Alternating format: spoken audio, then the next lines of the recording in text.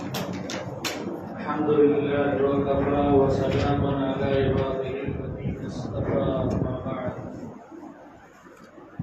فقد قال الله تبارك وتعالى في القرآن المجيد والفرقان الحميد أعوذ بالله من الشيطان الرجيم بسم الله الرحمن الرحيم اتبعوا ما تتلو الشياطين على ملك سليمان وما كفر سليمان ولكن الشياطين كفروا يعلمون الناس السحر وما أنزل على الملكين ببابل هاروت وماروت وما يعلمان من أحد حتى يقولا إنما نحن فتنة فلا تكفر فيتعلمون منهما ما يفرقون به بين المرء وزوجه وما هم بضارين به من أحد إلا بإذن الله ويتعلمون ما يضرهم ولا ينفعهم ولقد علموا لمن اشتراه ما له في الآخرة من خلاق ولبئس ما شروا به أنفسهم لو كانوا يعلمون صدق اللہ العظیم۔ محترم بزرگوں اور دوستو، اللہ رب العزت نے ہمیں اپنی زندگی میں اور ایک رمضان عطا فرمایا، اس کے روزے رکھنے اور اس میں تراویح پڑھنے کی توفیق عطا فرمائی۔ اس پر ہم اللہ کا جتنا بھی شکر ادا کریں بہت کم ہے۔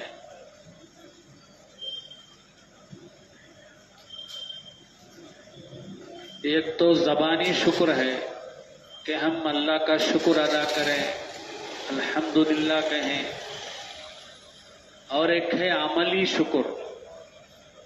عملی شکر یہ ہے کہ ہم رمضان کے تقاضے جو بھی ہیں وہ تقاضے پورے کریں۔ اللہ کی طرف سے ہم سے اس ماہ مبارک میں جن باتوں کا مطالبہ کیا گیا ہے ان پر عمل کرنے کی کوشش کریں۔ ایک تو ہے کہ روزے رکھیں، بغیر کسی شرعی عذر کے ہرگز روزہ نہ چھوڑیں۔ دوسرا، تراویح کی پابندی کریں، جس طرح سے آج پہلی تراویح میں بڑے مجمع کے ساتھ ہم پڑھنے کے لیے آئے نا تراویح کی نماز، ایسے ہی آخر تک اسی طرح آنے کی کوشش کریں۔ اور رمضان المبارک کا ایک نظام العمل بنائیں تاکہ ہمارا رمضان کا کوئی بھی وقت، کوئی بھی لمحہ، کوئی بھی گھڑی ضائع نہ ہو کہ فلاں وقت مجھے کام کو جانا ہے، کمپنی کو جانا ہے، فلاں وقت مجھے آرام کرنا ہے، فلاں وقت مجھے قرآن پاک کی تلاوت کرنی ہے، فلاں وقت مجھے ذکر کرنا ہے، فلاں وقت سحری کرنی ہے، فلاں وقت افطاری کرنی ہے۔ ایک نظام العمل بنا دیں تاکہ ہمارا رمضان ضائع نہ ہو جائے، اور خاص طور پر زیادہ سے زیادہ عبادت کرنے کی بھی کوشش کریں اور گناہوں سے بچنے کی بھی کوشش کریں، کیونکہ اس مہینے میں جس طرح سے نیکی کرنے کا ثواب زیادہ ہے، ایسے ہی گناہ کرنے کا عذاب بھی زیادہ ہے۔ جیسے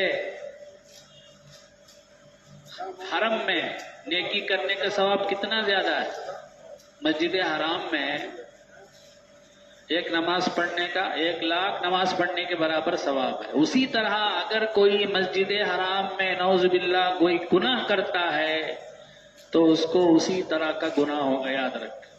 تو ایسے ہی رمضان المبارک میں اگر ہم کوئی گناہ کریں گے چاہے آنکھ سے کریں، چاہے زبان سے کریں، چاہے کان سے کریں، چاہے دیگر اعضاء سے کریں، ہمیں گناہ بہت زیادہ ہوگا.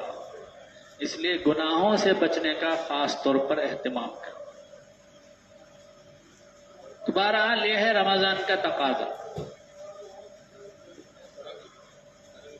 جیسا کہ کئی سالوں سے معمول ہے کہ یہاں تراویح کے بعد کسی آیت کی تشریح، کسی آیت کا مطلب، کسی آیت کی تفسیر بیان کی جاتی ہے تاکہ ہمیں یہ معلوم ہو جائے کہ میرا اللہ مجھ سے کیا کہتا ہے. میرے اللہ نے میرے نبی پر جو کلام اتارا ہے ہماری ہدایت کے لیے، اس میں ہم سے کیا کہا گیا ہے، تاکہ ہمیں یہ معلوم ہو جائے. اسی مقصد کے لیے انتظام کیا گیا ہے. اس لیے سب سے درخواست ہے کہ اس میں اہتمام سے بیٹھنے کی کوشش کریں. آج 12:15 آپ حضرات کے سامنے تراویح میں پڑھی گئی، اس میں ایک آیت وہ پڑھی گئی جو میں نے ابھی تمہارے سامنے پڑھی، وَاتَّبَعُوا مَا تَتْلُو الشَّيَاطِينُ عَلَىٰ مُلْكِ سُلَيْمَانَ. اس آیت میں اللہ تبارک و تعالیٰ نے یہودیوں کی ایک برائی بیان کی ہے، ایک قباحت، ایک شناعت بیان فرمائی ہے کہ وہ نعوذ باللہ حضرت سلیمان علی نبینا علیہ الصلاۃ والسلام کو جادوگر کہتے تھے. کہتے تھے کہ وہ جادو کے بل بوتے پر بادشاہت کر کے گئے. ہمیں معلوم ہے حضرت سلیمان علیہ السلام کی بادشاہت، سلطنت جنات کے اوپر بھی تھی، انسانوں کے اوپر بھی تھی، چرندوں کے اوپر بھی تھی، پرندوں کے اوپر بھی تھی. بہت بڑی بادشاہت اللہ نے آپ کا عطا فرمائی. تو یہ یہودی کافر کہتے تھے کہ نعوذ باللہ حضرت سلیمان علیہ السلام کافر تھے، جادوگر تھے. آپ صلی اللہ علیہ وسلم کے زمانے کے یہودی بھی کہتے تھے کہ دیکھو یہ محمد سلیمان کو نبیوں میں شمار کرتا ہے، حالانکہ وہ جادوگر تھے. تو اللہ تبارک و تعالیٰ نے اس وقت یہ آیتیں نازل فرمائی ان کی تردید کرنے کے لیے کہ سلیمان علیہ السلام جادوگر نہیں تھے. سلیمان علیہ السلام ایک جلیل القدر نبی تھے. اللہ نے ان آیتوں میں اسی کو بیان فرمایا. دراصل شیاطین نے سلیمان علیہ السلام کے زمانے میں جادو کی باتیں پھیلا دی تھی، اور اس سلسلے کی جو بھی کتابیں تھیں وہ لوگوں میں پھیلا دی تھی. تو حضرت سلیمان علیہ السلام نے ان کتابوں کو اپنے زمانے میں دفنا دیا کسی جگہ. حضرت سلیمان علیہ السلام کی وفات کے بعد جب کئی عرصہ گزر گیا تو لوگوں نے، شیاطین نے کیا کیا، وہ سارے کتابوں کو نکال کے پھر لوگوں میں پھیلا دیا. کہا کہ اسی کے بل بوتے پر سلیمان علیہ السلام نے بادشاہت کی. اسی طرح بابل نامی ایک گاؤں تھا، شہر تھا، وہاں بھی جادو کا بڑا چرچا تھا. لوگ جادو میں اور معجزے میں فرق نہیں کر رہے تھے، کیونکہ دونوں بھی عادت کے خلاف چیزیں پائی جاتی تھی، جادو میں بھی اور معجزے میں بھی. اس لیے معجزہ کو اور جادو کو فرق نہیں کر رہے تھے. تو اللہ تعالیٰ نے لوگوں کو جادو اور معجزے کا فرق سمجھانے کے لیے ہاروت اور ماروت نامی 2 فرشتوں کو بھیجا، اور بھیج کر اللہ نے لوگوں کو سکھلایا، بتلایا ان کے ذریعے سے کہ جادو کیا ہے، جادو کی حقیقت کیا ہے، معجزہ کیا ہے. تو لوگ آ کر ان سے درخواست کرتے تھے کہ ہمیں جادو کی حقیقت سمجھا دو تاکہ ہم آئندہ بچ سکیں، واضح طور پر جادو میں اور معجزے میں فرق کر سکیں. تو وہ دونوں فرشتے سکھاتے تھے، لیکن شرط لگاتے تھے کہ تم اس کے ذریعے سے نقصان نہیں پہنچانا، کوئی ایسا نہیں کام کرنا جس کی وجہ سے تم کفر میں مبتلا ہو جاؤ، فلا تکفر. تو بہرحال لوگ سیکھ کر جاتے تھے، کوئی تو ان کی شرط کو مانتا تھا، اس کے مطابق عمل کرتا تھا، اور کوئی اس سے غلط فائدہ اٹھاتا تھا. تو بہرحال ان باتوں کا ان آیتوں میں تذکرہ ہے. جادو کسے کہتے ہیں؟ جادو شریعت کی اصطلاح میں ایسے کام کو کہتے ہیں جس میں شیطان کو خوش کر کے اس سے مدد لی گئی. شیطان کو خوش کر کے اس سے مدد لی گئی ہو. اب شیطان کو خوش کرنے کی کئی شکلیں ہیں. ایک تو یہ کہ کفریہ اور شرکیہ کلمات کہہ کر شیطان کو خوش کیا گیا. دوسری شکل یہ ہے کہ اللہ کے جو مخصوص اوصاف ہیں ان اوصاف کو شیطان کے لیے ثابت کیا جائے اور اس سے اس کو خوش کیا جائے. تیسری شکل یہ ہے کہ کسی کو ناحق قتل کر کے اس کا خون استعمال کر کے شیطان کو خوش کیا جائے. چوتھی شکل یہ ہے کہ جنابت کی حالت میں، نجاست کی حالت میں، ناپاکی کی حالت میں رہ کر شیطان کو خوش کیا گیا.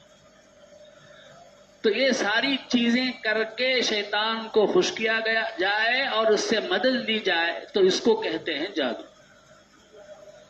ایسے جادو کا کیا حکم ہے شریعت میں؟ تو فقہائے کرام فرماتے ہیں جس جادو میں کفریہ اور شرکیہ کلمات کو کہہ کر شیطان کو خوش کیا گیا ہو یا اللہ کے اوصاف کو شیطان کے لیے ثابت کر کے شیطان کو خوش کیا گیا ہو تو ایسا جادو کفر ہے. ایسا جادو کرنے والا کافر ہے. اور جس جادو میں ایسی چیزیں کفریہ شرکیہ کلمات استعمال نہیں کیے گئے، اللہ کے اوصاف شیطان کے لیے ثابت نہیں کیے گئے، لیکن کسی کو ناحق قتل کر کے، جیسے گاؤ دینا بولتے نا، چھوٹی بچیوں کو کیا کرتے ہیں، لے جا کے ان کو ذبح کر دیتے اور اس کا خون اٹھا کے بت کے اوپر ڈالتے. شیطان ہے وہ، بت کیا ہے وہ، شیطان ہے.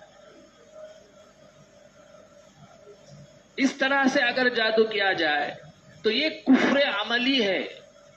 عقیدے کے اعتبار سے تو صحیح کفر نہیں ہے لیکن عملاً کفر ہے. اسی طرح نجاست ناپاکی کی حالت میں رہ کر شیطان کو خوش کیا جائے یہ بھی کفر عملی ہے. عملاً کفر ہے، یعنی گناہ ہے، بہت بڑا گناہ ہے. آج کل کسی سے جلن ہو جائے، حسد ہو جائے، اب یہ اتنا کمزور ہوتا ہے، طاقت نہیں ہوتی اسے تکلیف پہنچانے کی، اسے نقصان پہنچانے کی ڈائریکٹ. تو بعض لوگ کیا کرتے ہیں، خبیث لوگ اس طرح سے سفلی عمل کر کے، جادو کر کے، عاملوں کے پاس جا کے، جادوگروں کے پاس جا کے جادو کرا دیتے ہیں.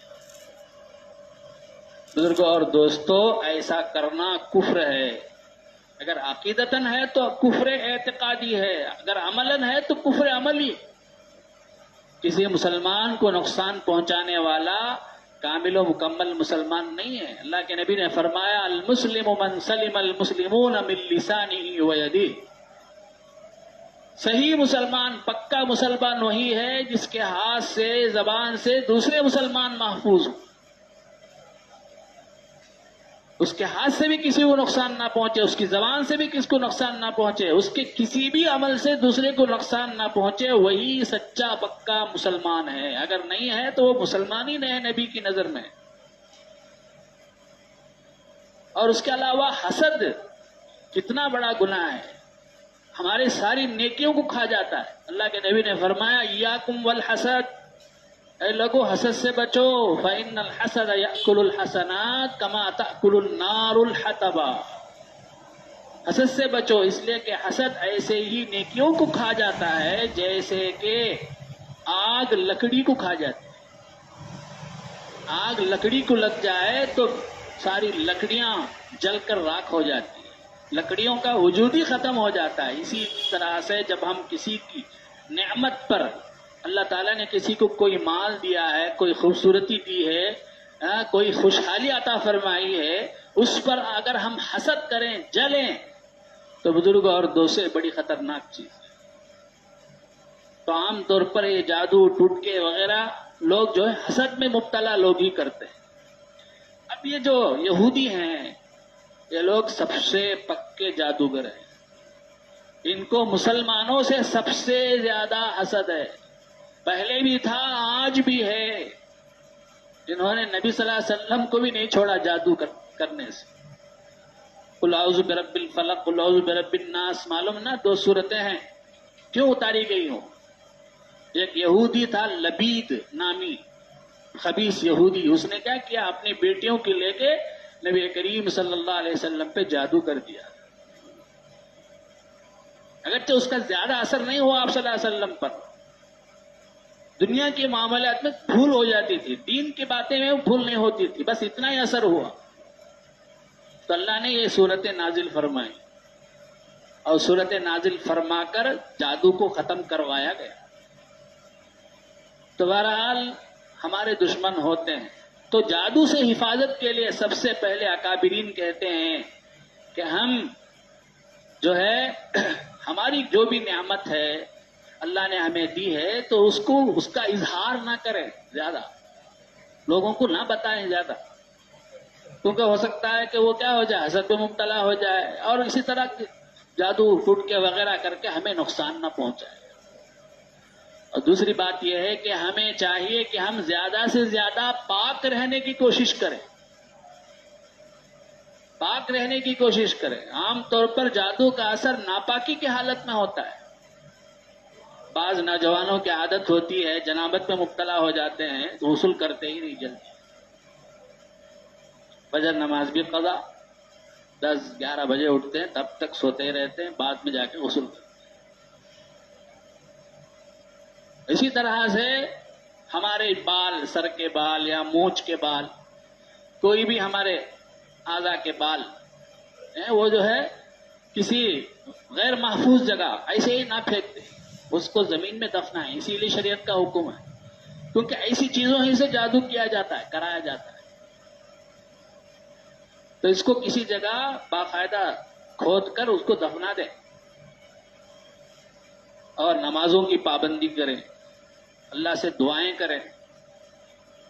بزرگان دین کہتے ہیں کہ مسنون دعاؤں کا اہتمام کریں، روزانہ جو ہے سورہ درود پاک پڑھ کے سورہ فاتحہ پڑھیں، اس کے بعد سورہ علم نشرح پڑھیں، پھر 4 قل اعوذ برب قل یا ایھا الکافرون قل هو اللہ احد قل اعوذ برب الفلق قل اعوذ برب الناس اور آیت الکرسی، یہ سب پڑھیں اور اس کے بعد آخر میں پھر درود پڑھیں، پڑھ کے اپنے پورے بدن پر پھر، یہ اللہ والے فرماتے ہیں۔ تو انشاءاللہ اس طرح کرنے سے ہم جو ہے جادو سے محفوظ رہیں۔ اس کے علاوہ سورہ بقرہ کی کبھی کبھی اپنے گھر میں باقاعدہ تلاوت کریں، اس سے بھی شیاطین کے اثرات نہیں ہوتے۔